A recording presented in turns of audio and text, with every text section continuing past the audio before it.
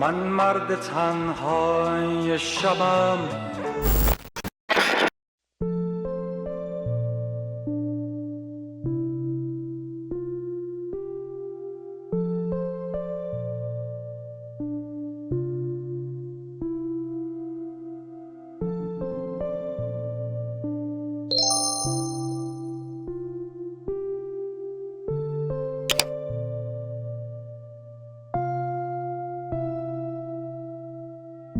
سلام، امیدوارم که حال دلتون خوب باشه.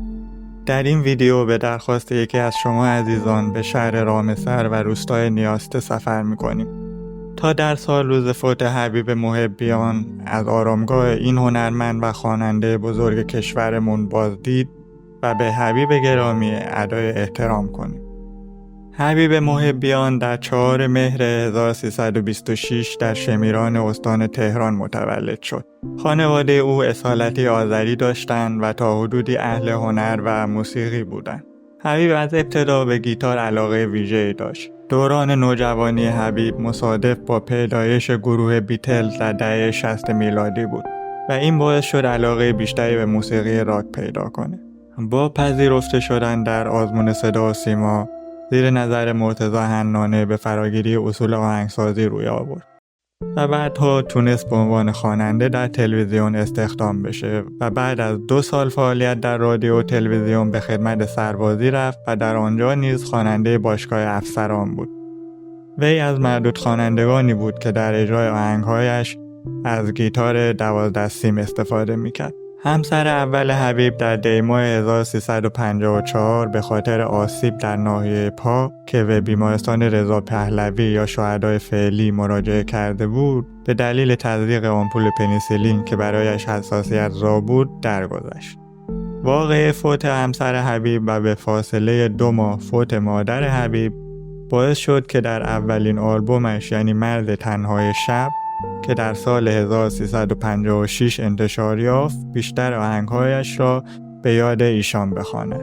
حبیب در سال 1362 به دلیل ممنوعیت خواندن وی در ایران را ترک کرد و در سال 1364 در لس آنجلس در آمریکا ساکن شد. در نهایت حبیب به دلیل دلتنگی و عشق زیادی که به ایران و خانواده‌اش که در ایران ساکن بودند داشت، در سال 1388 با نگاشتن نامه‌ای به رئیس جمهور وقت محمود احمدی نژاد خواستار حضور در کشور شد و با موافقت ضمنی و پذیرفتن رعایت برخی از شرایط به همراه همسر دومش به ایران بازگشت و در رامسر 400 دستگاه ساکن شد. اما برخلاف وعده‌هایی که از سوی دولت به وی داده شده بود، هیچگاه اجازه فعالیت رسمی و انتشار آلبوم را در ایران نداشت و دوری از موسیقی و هنر یکی از بزرگترین دردها و دغدغه‌هایش بود. در نهایت در ساعت 9 صبح جمعه 21 خرداد 1395 در 68 سالگی به اثر ایست قلبی در روستای نیاسته کتالوم رامسر درگذشت. پس از درگذشت حبیب در روستای نیاسته رامسر، خانه موسیقی ایران از وزارت فرهنگ و ارشاد اسلامی درخواست کرد تا مراسم تشییع حبیب از مقابل تالار وحدت به سمت قطعه هنرمندان بهشت زهرا صورت بگیرد. اما در نهایت با مخالفت ارگان‌های دولتی مواجه شد و پیکر حبیب در محوطه گورستان روستای نیاسته به خاک سپرده شد.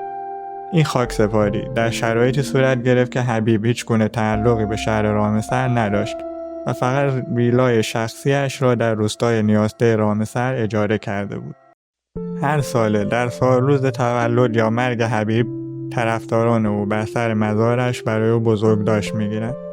در شب 4 مهر 1395 مراسم تولد 69 سالگی حبیب نخست در خانه او و سپس بر سر آرامگاه او در حضور طرفدارانش برگزار شد. برای دومین بار نیز سالگرد حبیب در 17 خرداد 1397 با حضور طرفدارانش بر سر آرامگاه حبیب و سخنرانی پسرش محمد محبیان در مسجد قدس نیاسته برگزار شد. ما پس از حضورمون بر سر مزار حبیب گرامی در سال روز فوتش یعنی تاریخ 21 خرداد متوجه شدیم که امسال هم در تاریخ 17 خرداد مراسم یاد بود برای حبیب برگزار شده و به نظر میرسه هر سال در تاریخ 17 خرداد هواداران حبیب برای بزرگداشت این هنرمند عزیزمون دور هم جمع میشن تا یاد و خاطره حبیب رو زنده نگه دارن. البته در 22 خرداد هم همچنان گروه‌های مختلف بازدیدکنندگان رو می‌دیدیم که به آرامگاه حبیب می اومدن و به حبیب گرامی ادای احترام می‌کردن. حبیب به ایران برگشت تا عاشقانه بخواند و بماند و در نهایت در قلب و یاد و خاطره میلیون‌های ایرانی ماندگار شد. روحش شاد و یادش گرامی.